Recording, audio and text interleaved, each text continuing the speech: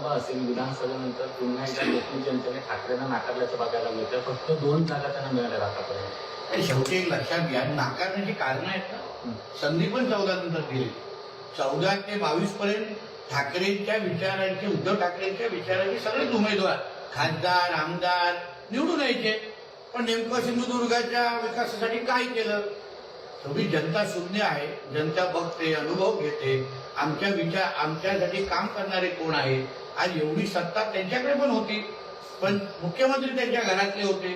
तरी पण जिल्ह्यातले प्रश्न ते सोडू शकले नाही. पर्यटनाच्या माध्यमातून रोजगार आणू शकले नाही. फक्त मोठ्या प्रकल्पांना विरोध केला का? राणेंचा द्वेष म्हणून. पण स्वतःनी काय प्रकल्प आणले? मुलांना कुठला रोजगार दिला?